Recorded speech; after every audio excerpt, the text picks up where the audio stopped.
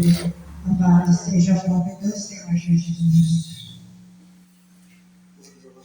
Aleluia. Senhor Deus, Pai Todo-Poderoso, Pai que está teu Filho, Pai amado, que está encarnado, seja a tua palavra nessa noite. O Santo de Deus, Pai amado, aleluia, Senhor, já colocaste na mente dele, no coração dele, o que o Senhor queres falar nessa noite, meu Pai. Fala conosco, Pai, da tua amada igreja, Paizinho. Somente que o Senhor queres falar, meu Pai amado, aleluia. Oh, Espírito Santo de Deus, usa ele, Pai, com poder e autoridade em teu nome e ousadia, Senhor, aleluia. Se há algo aqui dentro, Pai, ali fora, Pai amado, leva 300 metros daqui, Pai, corrente queima e joga no abismo, Pai. Também aproveitando, Papai amado, tira todo, Pai, o espírito de inveja, Pai, da tua obra, Senhor. Glorioso, Senhor, aleluia. Toda obra contrária, espírito, Pai, na mata da cachoeira encruzilhada, Pai. Queima, derruba as muralhas, todos caem por terra, Papai. E aqui está teu vaso, Pai, nesta noite, Pai. Toma ele nas tuas mãos, Pai, fazes teu querer. É que eu te prego e te agradeço em nome do nosso Senhor e Salvador, Jesus Cristo. Amém. Cumprimento a amada igreja na paz do Senhor Jesus. Amém. Muito bom este lugar, irmãos. Eu peço para os irmãos abrirem suas Bíblias em João, capítulo 21, a partir do versículo 15.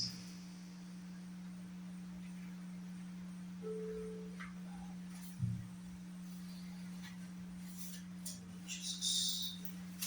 Glória a Deus, aleluia. Jesus. Santo Deus. João, Novo Testamento, capítulo 21, verso 15.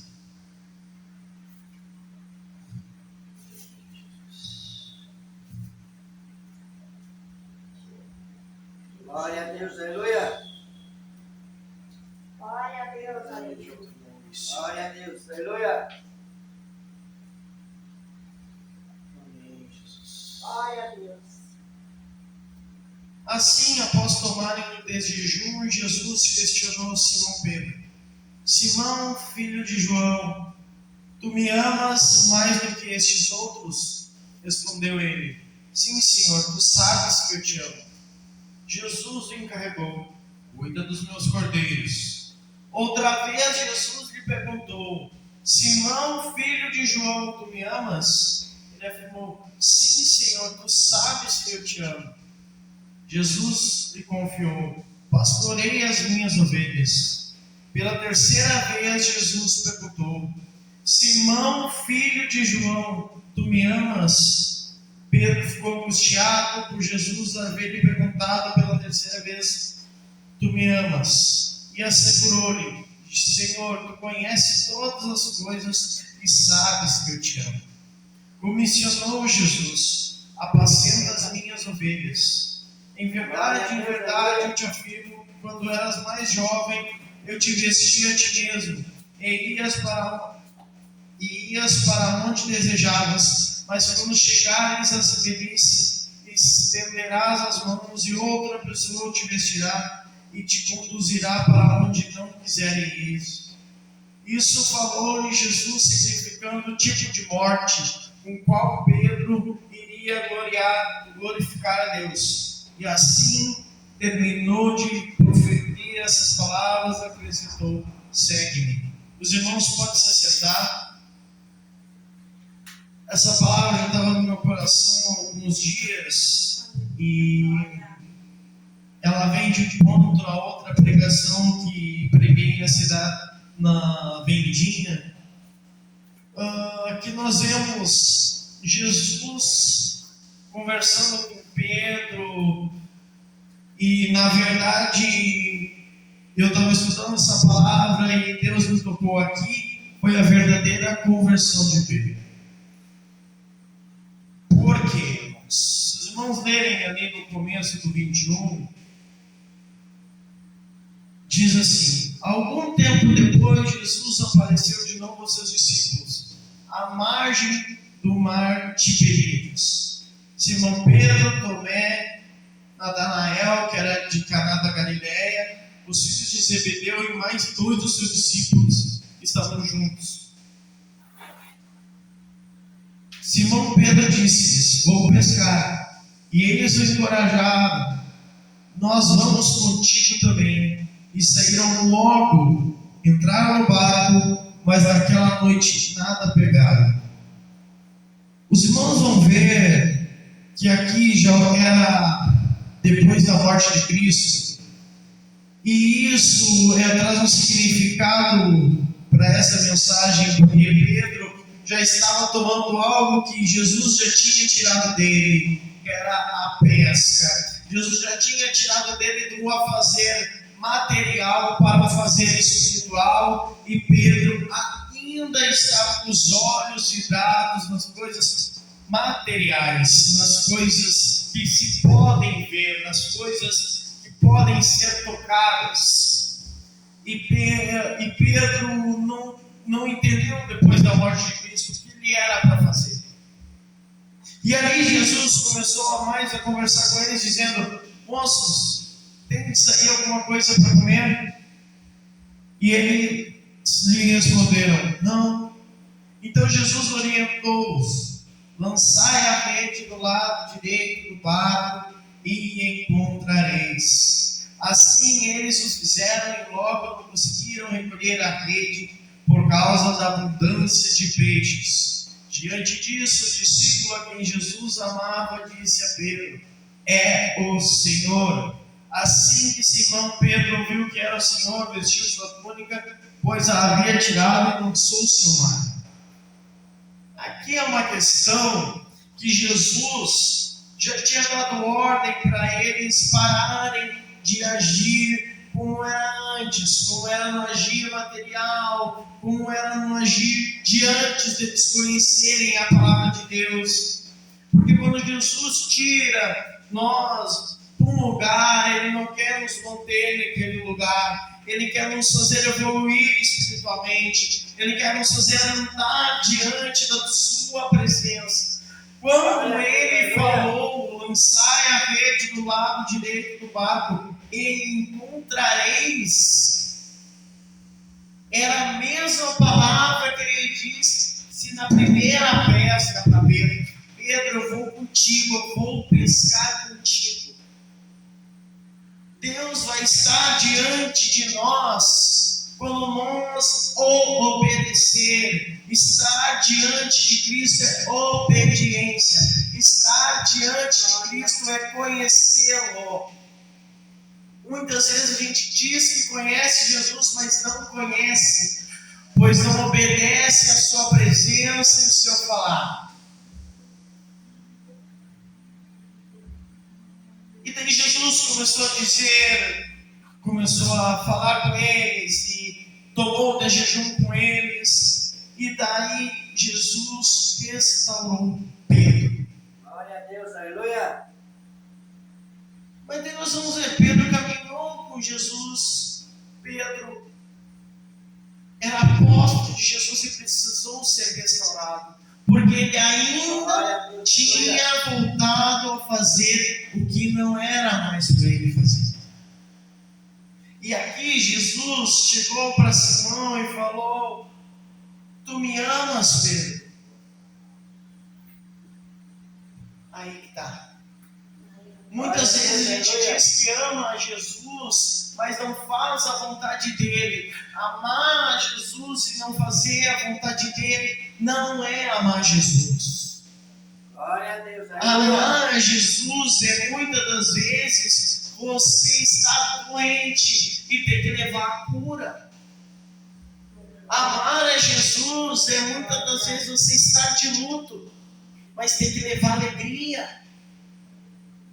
Amar a Jesus é muitas das vezes você ter a sua família em casa. Não, eu tenho que fazer o ID do Senhor, eu tenho que fazer a vontade de Cristo, eu tenho que deixar alguns afazeres na minha vida que não fazem mais importância para mim, para fazer o ID do Senhor. Glória a Deus, aleluia. E aqui estão os verdadeiros significados sobre santidade, porque ouvir a palavra do Senhor é ser santo, é estar diante da sua presença, é viver em santidade, é caminhar.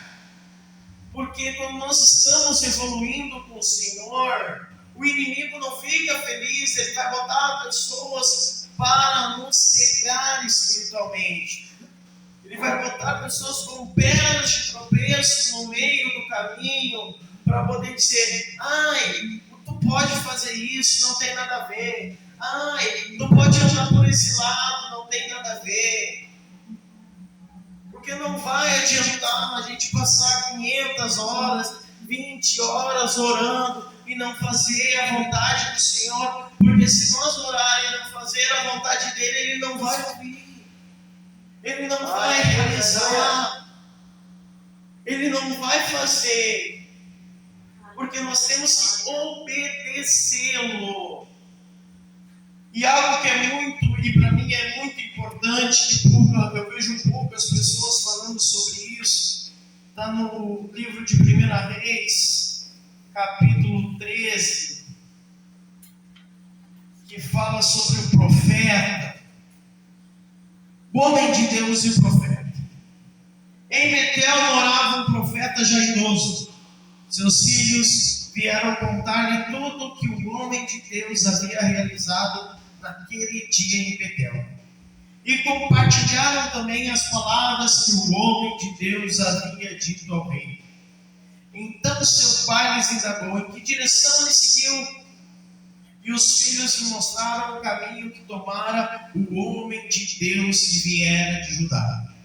Solicitou o profeta a seus filhos: selai o jumento. E eles lhe selaram o jumento, e o pai voltou. Partiu em busca do homem de Deus e encontrou sentado debaixo de um grande carvalho. Aproximou-se e perguntou-lhe: és tu o homem de Deus vindo de Judá? E ele respondeu: sim. Em seguida o profeta o convidou: vem comigo à minha casa para comer alguma coisa. Mas o homem de Deus recusou, explicando: não posso voltar contigo nem entrar em tua casa, tampouco poderei comer pão nem beber água contigo neste lugar. Jesus tinha dado uma ordem para ele. E aqui nós vimos a ordem não era comer nada, não era andar em outro lugar, não era parar no meio do caminho, não era fazer outras coisas. Ah, mas é para Deus, mas Deus não mandou fazer. Ah, mas é projeto, mas e se o projeto não é de Deus?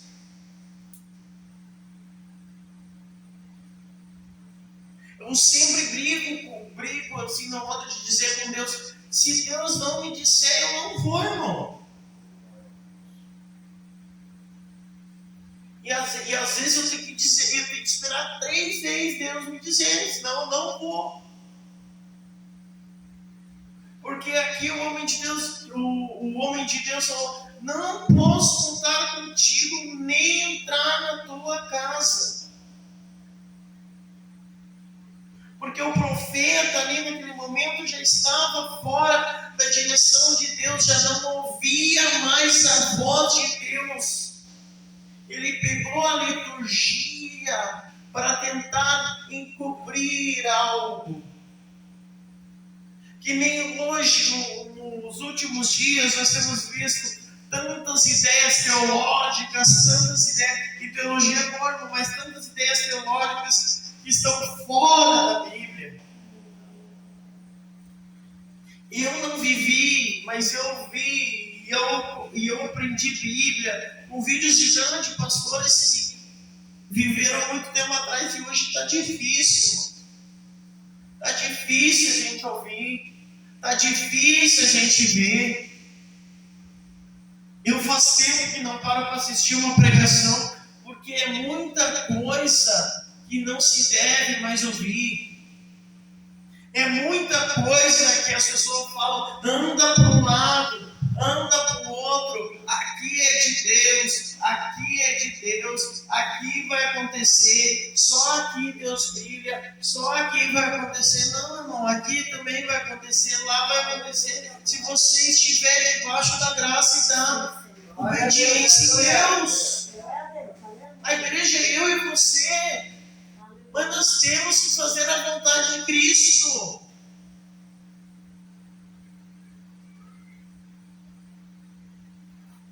Mas na simplicidade, irmão, tem um pastor da minha igreja que só por ele ser simples, muitas pessoas julgam ele. Mas ele foi tomado pelo Espírito Santo um dia e me abraçou e eu precisava daquele abraço. Deus usa quem Ele quer no momento que Ele quer, mas tem que estar debaixo da graça, debaixo da obediência. Só que esse homem, olha que interessante, esse homem diz assim: porque assim me foi ordenado pela palavra de Deus, ali não comas pão nem bebas água, tampouco retornes pelo caminho por onde vieste. Contudo o homem me respondeu: eu também sou profeta como tu. E um anjo me falou por ordem do Senhor: fazei-o voltar comigo à tua casa, para que coma pão e beba água. Todavia o velho profeta não estava dizendo a verdade. Hoje é muito difícil pessoas com discernimento do Espírito Santo. É muito difícil. E hoje, o que mais nós temos que buscar é o discernimento, para saber a verdade. Ah, o profeta falou aquilo. Se Deus não me falar, eu não faço. O profeta falou aquilo outro. Se Deus não me falou, eu não faço. Se Deus não me disser: olha, eu vou te colocar aqui, eu não vou. Se Deus me falar: eu vou te colocar aqui, eu vou e ponto. Deus me falou quando me mudou de ministério. Deus foi quem me falou. Não foi o homem que disse: olha, eu estou te chamando. Não, Deus me falou. Deus me mostrou 3 vídeos. Eu estava vendo na internet 3 vídeos, assim, Deus me falando. Usou 3 pastores de vídeos diferentes, me falando. E eu fui visitar o ministério e Deus me falou: fica aqui. Deus me falou, não foi o pastor. O pastor brinca comigo muitas das vezes, mas Deus me falou. Não adianta. Obediência vai multiplicar. Desobediência vai recolher. Não vai fazer crescer de jeito nenhum. E daí nós vemos o exemplo de Jonas. Jonas, Deus mandou: vai a Nínive, prega para aquele povo. Eu também quero curar aquele povo. Glória a Deus, aleluia. Hoje, muitas das vezes, a gente vê ministérios e igrejas que poucas pessoas querem pregar, porque muitas placas ou muitos fazeres estão com o coração endurecido. Só que Jonas estava desobediente e não estava fazendo a vontade de Deus.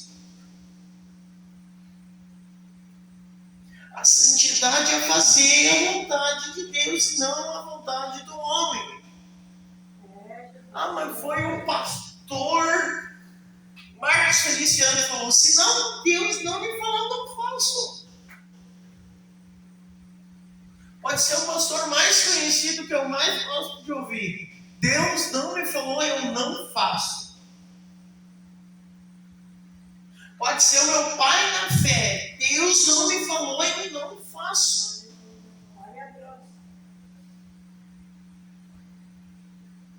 Porque Deus tem que te falar. Tem momentos que você aprende a caminhar na obra de Deus, que você tem que ter uma pessoa do lado. Mas tem momentos que você já está pronto para fazer alguma coisa. E se você não andar, Deus não vai fazer. O homem de Deus, irmão, foi, comeu. E quando estava à mesa, Deus usou o profeta que estava errado para revelar para ele que ele não tinha cumprido a voz de Deus. Isso é muito grave. Muitos, nas traduções da Bíblia diz: esperei com paciência no Senhor. Só que devia ter, pode ser lido de outra forma: esperei com confiança no Senhor. A única confiança, o único em quem devemos confiar é Cristo Jesus. O resto pode ser homem de Deus, pode ser teu amigo na fé. Mas às vezes tem pessoas que se fazem de amigo na fé para te derrubar. Para te derrubar, teu ministério. Para derrubar teu casamento, para derrubar tua família. Glória a Deus, Isso aleluia. acontece, irmão. Isso não é para apavorar ninguém, acontece muito. Só que isso, irmãos, é o que devemos ouvir somente a voz de Deus. E esse profeta, irmão, esse homem de Deus, foi comido por um leão. Eu estava vindo de Uber e o Uber estava conversando comigo no carro. E ele falou: nada está dando certo na minha vida. Minha mulher me deixou. Eu faço às vezes 17 horas no Uber e vem conta, eu não consigo pagar, e vem isso. E eu falei para ele: ou Deus quer tu mais perto dele, ou tu tá fora do propósito de Deus na tua vida. Nós devemos estar diante do propósito de Deus. Mesmo que venha irmãos lá: ah, irmão, tu nasceu para ser isso. Para tentar crescer teu ego. E Deus te fala: não. Glória a Deus, aleluia. Já aconteceu comigo. Nasceu para ser isso. E Deus me falou: não sou eu que estou falando. Glória a Deus, aleluia. Por isso que quando as pessoas fazem convite para mim alguma coisa, eu pergunto muito para Deus. Para obedecer Ele, a vontade dEle, que é perfeita, boa e agradável.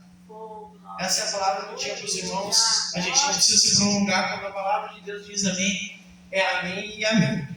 Amém, Jesus. Glória ao teu nome, Jesus.